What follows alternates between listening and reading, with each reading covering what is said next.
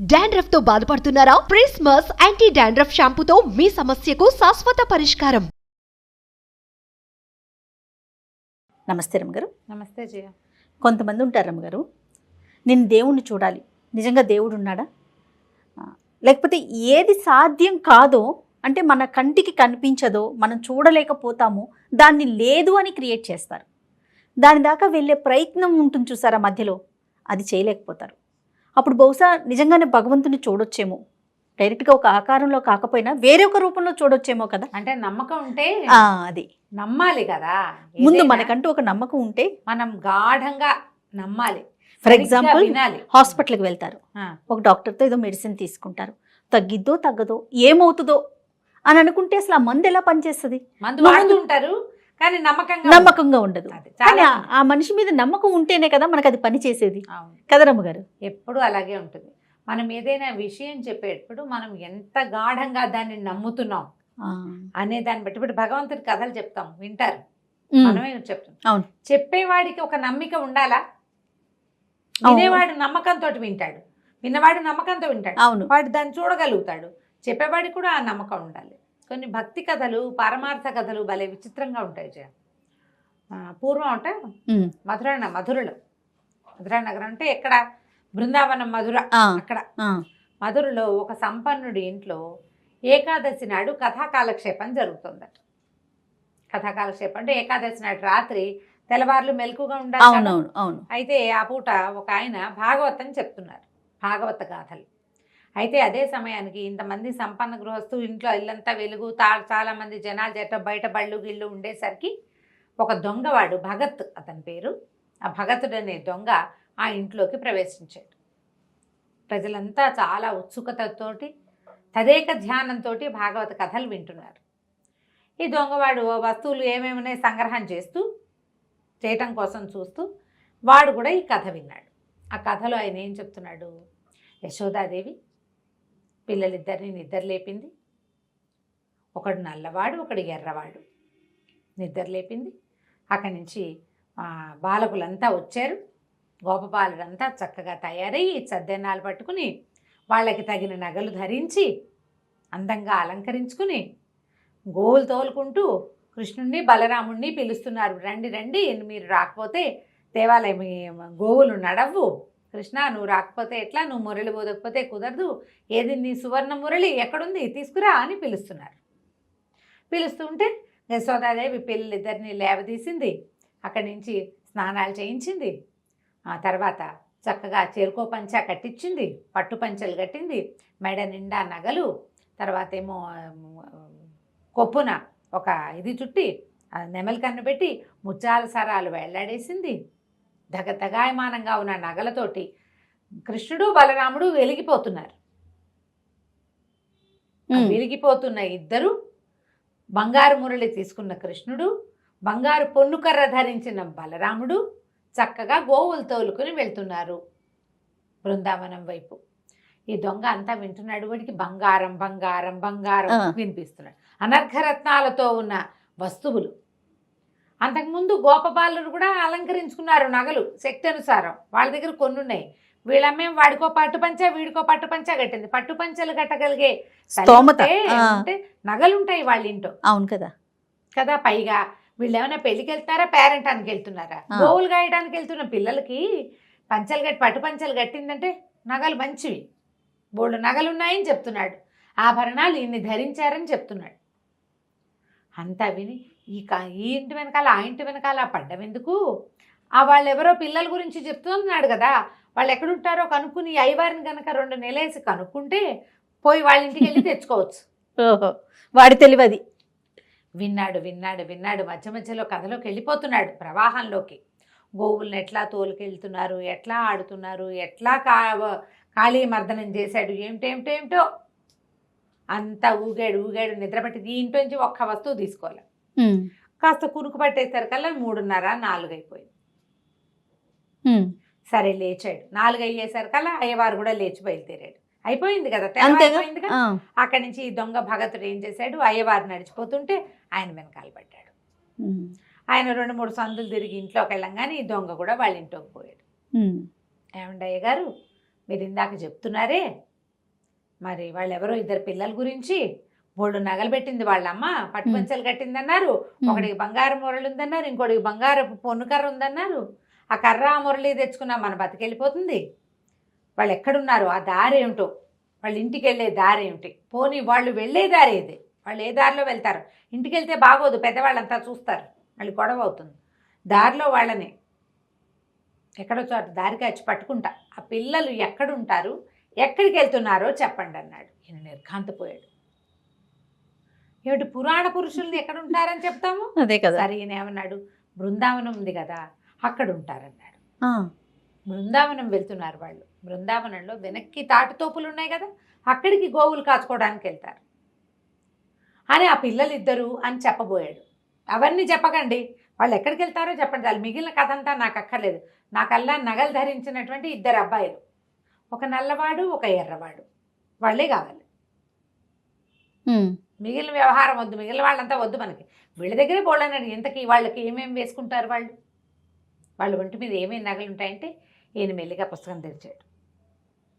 తెరిచి వీళ్ళకి చేతులకి ఇవి ఉంటాయి, కేయూరాలు ఏమంటారు దాన్ని, మన కంకణాలు, చేతులకి 2 చేతులకి కంకణాలు. అక్కడి నుంచి వేళ్ళకి ఉంగరాలు ఉండి, ఉంగరాల నుంచి కంకణాలకి గొలుసులు ఉంటాయి. చిన్నపిల్లలు కదా, ఉంగరాలు పడిపోతాయి, అందుకని దీని నుంచి దీనికి గొలుసులు. అక్కడి నుంచి దండ కడియాలు, పైకి కడియాలు ఉంటాయి. ఆ కడియం కాకుండా ఇట్లా కుచ్చు ముడేసేది వెనకాల కడతారు. అక్కడి నుంచి ఈ కొప్పు వేస్తారు కదా, కొప్పుకి ముత్యాలు వేళ్లాడుతూ ఉంటాయి. చెవులకి కుండలాలు ఉంటాయి, మకర కుండలాలు ఇద్దరికి. మెడలో పైకి ఒక మాలుండి కిందకి నల్లబ్బాయికి కౌస్తుభమణి ఉంటుంది, ఇంత మణి నల్లవాడికి ఉంది, వాడి కుండల మీదే ఉంటుంది అది. పొడుగాటి ముత్యాల హారాలు, ఈయన ఒంటి మీద ముత్యాలు కనపడతాయి నల్లబ్బాయి మీద. ఎర్రబ్బాయి మీద ముత్యాలు పెద్దగా కనిపించవు, ఆయన కొంచెం తెల్లగా ఉంటాడు, అందుకని ఆయన మెడలో రత్నాల హారాలు ఉంటాయి. కాళ్ళకి కడియాలు ఉన్నాయి, కింద పాంజేబులు పైన కడియాలు. నడువుకి దట్టి ఉంటుంది కదా, దట్టికి కూడా మొలనూలు కూడా బంగారపు మొలనూలే వాళ్ళవి అని చెప్పాడు. అవన్నీ చదివి చెప్పాడు.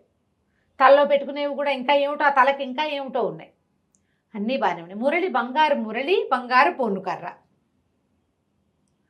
చాలు, ఈ వివరాలు చాలు. మనం గనక అవి తెచ్చుకున్నామా ఇక బతుకు సెటిల్ అయిపోతుంది. నీకు కూడా సగం తెచ్చిస్తా,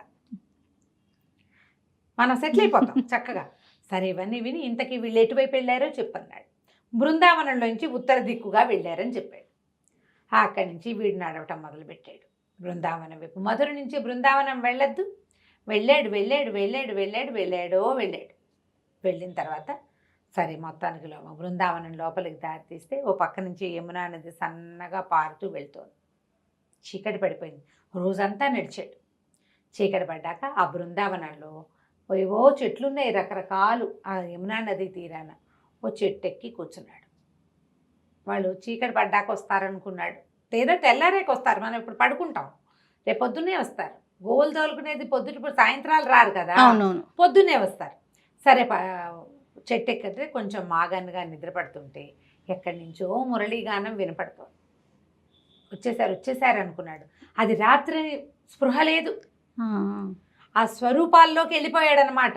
ఇన్ని నగలు పెట్టుకున్న బాలకుమారులు ఇద్దరు, వాళ్ళ రూపవర్ణనలోకే వాడి బుద్ధి. వీళ్ళు చూస్తూ ఉంటే దూరం నుంచి ఆవులు, ఎవరెవరెవరెవరో ఇంత పిల్లలు, వాళ్ళ మధ్యలో పెద్ద మణిహారంలో కౌస్తుభమణుల్లాగా వెలుగుతున్నారు ఇద్దరు. నల్లటి వాడు ఒక 9 ఏళ్ల వాడు ఒకడు, ఓ 10 ఏళ్ళు ఉంటాయి ఇంకొకడు, తెల్లగా ఎర్రగా మెరుస్తూ. చేతిలో ఓ కర్ర ఉంది వాడి చేతిలో, ఈ చిన్నవాడి చేతిలో ఓ మురళి ఉంది, ఆ మురళి ఊతున్నాడు. వాళ్ళు తన కింద నుంచే వెళ్తున్నారు. వీడు అట్లా మైమరిచి చూస్తూ ఉన్నాడు. చూస్తుంటే ఆభరణాలు కనపడుతున్నాయి, ముత్యాల హారాలు, వజ్రాలు, ఏమిటో బంగారం, చెవులకేవో కుండలాలు, ఉంగరాలు, కంకణాలు, కడియాలు. నడుస్తుంటే గల్లు గల్లు గల్లుమని పాదాల చప్పుడు వినపడుతోంది. మురళి, దానికి వాయిద్య ఘోష పక్కనున్న తాళంలాగా అవి, ఆవుల గిట్టలు, గోధూళి, ఏమిటో కిలకిలమని నవ్వులు. ఇక అసలు ఒక మైమరిచిపోయాడనమాట. వచ్చేస్తున్నాయి దగ్గరికి. బాగా దగ్గరికి వచ్చాక చెట్టు మించి దూకాడు. దూకి ఆపాడు. ఏ అబ్బాయిలు, మీ ఒంటి మీద ఉన్న నగలు ఇవ్వండి. మేము ఎందుకు ఇవ్వాలి, మేము ఇవ్వమన్నాడు నల్లవాడు. ఇవ్వమన్నాడు. మా నగలు నీకెందుకు అన్నాడు. కాదు, నాకు కావాలి, నగలు కావాల్సిందే, ఇవ్వం, ఏం చేస్తావన్నాడు. కర్రను చూసావా, ఒక్క పెట్టు పెడతానన్నాడు. ఏది, కొట్టు చూద్దామన్నాడు అబ్బాయి. ఈ దొంగ చెయ్యెత్తి ఇట్లా పట్టుకున్నాడు పిల్లాడు. పట్టుకునేసరికల్లా ఒక వెర్రెత్తినట్టు ఒక ఉద్వేగం వచ్చింది వాడికి.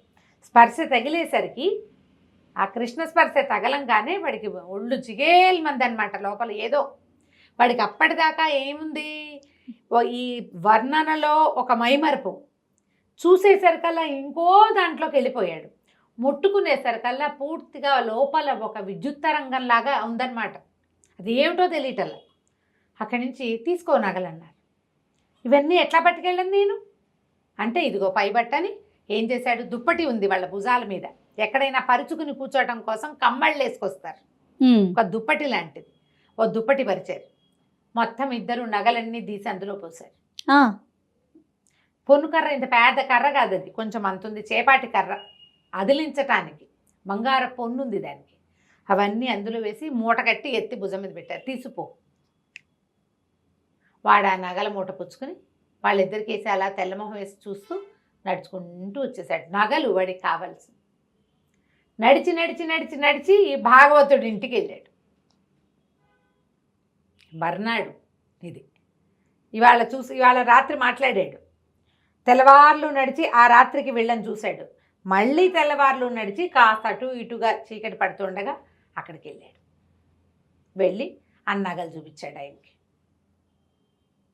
నిర్ఘాంతపోయాడు ఆయన. ఏమిటి, నల్లవాడిని తెల్లవాడిని నువ్వు చూసావా అంటే, చూశాను. ఇంతంత పిల్లలు, భలే అందగాళ్ళు, వాడి కన్నే కన్ను, వాడి నవ్వే నవ్వు, వాడి రూపే రూపు, ఇంతే ఉన్నారు. నువ్వు చెప్పినట్టే అవే నగలు. ఇదిగో పోనీ వీడు చూడలేదంటానికి నగలు కనపడుతున్నాయి సాక్ష్యం. బంగారపు మురళి, మిగిలిన వస్తువులు ఎవరి దగ్గర ఉంటాయి, ఒక మణి, అవి ఎంత ఖరీదు ఉంటాయని మొదట అడిగితే ఆయన కోట్లు చేస్తాయన్నాడు. అవన్నీ దగదగలాడుతూ కనపడుతున్నాయి. ఏది ముట్టుకున్నా ఒళ్ళు జల్లు జల్లు మనిపోతుంది. కాంతిపోయాడు. ఇవే మనకు కావాల్సింది, దీన్నేం చేసుకుంటా, ఇవెందుకు బాబు, నీకు ఇవి ఇచ్చిన వాళ్ళు ఎవరినో నాకు చూపిస్తావా అన్నాడు. నువ్వే కదుటయ్యా చెప్పావు అన్నాడు. నేను చెప్పా కానీ నేను ఎప్పుడు చూడలే, పుస్తకంలోనే చూసా, నిజంగా నేను చూడలేదు, నన్ను కూడా తీసుకెళ్ళాను. సరే పదన్న. నగలన్నీ మళ్ళీ మూట భుజాన్ని వేసుకుని భాగవతుడు దొంగ ఇద్దరు కలిసి బయలుదేరారు బృందావనానికి. చెట్టెక్కి కూర్చున్నారు. ఇదిగో వస్తారు, అదిగో వస్తారు, అదిగో వస్తారు అన్నాడు. గంటలు గడిచాయి. అదిగో వచ్చేసారు అన్నాడు. వచ్చారు, వీడు కనపడ్డే, భాగవతుడికి ఏమీ కనిపించట్లా, దొంగకే కనిపిస్తున్నారు. అక్కడి నుంచి బాబు మళ్ళీ ఎందుకు వచ్చావో అని అడిగాడు నల్లవాడు. అడిగితే, నేను భాగవతుడిని తీసుకొచ్చాను, ఆయనకి చూపించడానికి వచ్చాను, నీ నగలు నువ్వే తీసుకో, నాకొద్దు, నగలు తీసుకో, నాకు అక్కర్లేదు, చూస్తే చాలన్నాడు ఆయన. నేను నిన్ను చూసా కదా, నేను నిన్ను చూశానడానికి సాక్ష్యంగా నగలు కూడా చూపించా కదా, నాకు అదే చాలు, మీ నగలు మీరు తీసుకోండి అని ఒక్కో వస్తువు ఎత్తి మెళ్ళో పెట్టాడు పిల్లలిద్దరికి. ఆ మురళి అబ్బాయి చేతికిచ్చి, ఆ కర్ర పెద్ద అబ్బాయి చేతికిచ్చాడు. ఈ లోపల గోల్మని ఏడ్చాడు భాగవతోత్తముడు. నాకేమీ కనిపించట్లేదు, నేను ఎవరిని చూడలేకపోతున్నా, నువ్వెవరితో మాట్లాడుతున్నావో నాకు తెలియటం లేదు అని. పాపం ఈ దొంగ అడిగాడు, నువ్వు కనిపించట్లేదుట అంటే, సరే నా చేయి పట్టుకుని నువ్వు భాగవతుడు చేయి పట్టుకో అని చెప్పాడు కృష్ణుడు. పిల్లవాడి చేయి పుచ్చుకున్నాడు దొంగ. వాడిలోంచి ఒక అనంత విద్యుత్ ప్రవాహం ఆ భాగవతుడి చేతిలోకి వెళ్ళింది. అప్పుడు ఆయనకు ఆ జ్ఞాన నేత్రం తెరుచుకుని ఈ వ్యక్తుల్ని చూడడం మొదలుపెట్టాడు. జగన్మోహనాకారుడుగా ఉన్న పిల్లాడు కృష్ణుడు, అంతకు దీటైన రూపంతో ఎర్రగా తెల్లగా మెరిసిపోతున్న బలరాముడు, అశేషమైన గోసంపద, ఎంతమందో గోపాలకులు, విపరీతంగా నగలు ధరించిన ఆ పిల్లలిద్దరిని చూశారు. కల భాగవతోత్తముడు నేల మీద పడిపోయాడు సాష్టాంగం. ఈ దొంగకి దండం పెట్టడం తెలియదు. వాడు ఆ సౌందర్య ప్రవాహంలో పడి కొట్టుకుపోతున్నాడు. వాడు భాగవతుడు చెప్తూ ఉంటే అది విని విని విని బుర్రకెక్కించుకున్నాడు. నిజంగా ఇట్లాంటి ఆకర్ణాంత దీర్ఘనేత్రాలున్న ఒక పిల్లవాడు, నల్లటివాడు, ఇన్ని నగలు ధరించిన వాడు, అన్నయ్య సహాయంగా ఉన్నవాడిని నమ్మాడు, నమ్మి చూడగలిగాడు. ఇలా ఉంటాడని చెప్పిన వాడు కథ చెప్తున్నాడు కానీ విషయం లేదు బుర్రలో. ఎప్పుడైతే నగగట్టు చూశాడో అప్పుడు అతనికి తెలిసింది తను నోటితో చెప్తున్నది నిజంగా ఉన్నది అని. అది సీపవ్వలేదు లోపలికి, ఇంకాలు కదా. ఇవి పురాణ పురుషులు, వీళ్ళు కిందటి యుగంలో ఉన్నారు, ఇప్పుడు లేరు. ఇప్పుడు ఉండరు. ఇప్పుడు కూడా ఉన్నాడని నువ్వు నమ్మితే కదా నీకు కనపడేది. నమ్మిక లేనిదే ఎట్లా కనపడుతుంది ఏదైనా? ఇక ఆ భాగవతుడు సాష్టాంగ పడిపోయాడు. దొంగ కూడా ఓ దండం పెట్టాడు. ఎప్పుడైతే కృష్ణ పాదాలు ముట్టుకున్నాడో వెంటనే వీళ్ళు మాయమైపోయారు. ఏమీ కనపడలే అక్కడ. ఇద్దరూ నడిచొచ్చారు. అప్పటి నుంచి భాగవతోత్తముడు పరమభక్తుడయ్యాడు, దొంగ పరమభక్తుడైపోయాడు. వాళ్ళిద్దరూ కలిసి ఆ బృందావనంలోనే ఎంతకాలమో భగవంతుని గాథలు కీర్తనలు ప్రజలకి తెలియజేస్తూ ఉన్నారు. నమ్మిక ఉంటేనే మనం భగవంతుణ్ణి చూడగలం. నోటితో గంటల తరబడి చెప్పినా సరే ప్రయోజనం లేదు. ఏ పనైనా అంతే కదా రమ్మగారు, నమ్మకంతో ఉంటేనే చేయగలుగుతాం, సాధించగలుగుతాం. అంతే. బా ఎంత అద్భుతంగా ఉందో రమ్మగారు. అలా ఇన్వాల్వ్ అయిపోయాం మొత్తం. చూడండి, పిన్ డ్రాప్ సైలెంట్ అయిపోయింది. బా చాలా మంచి కదండి. నమస్తే రమ్మగారు. సుమన్ టీవీలో మీ పర్సనల్ అండ్ బిజినెస్ ప్రమోషన్స్ కోసం కింది నెంబర్కి కాంటాక్ట్ చేయండి.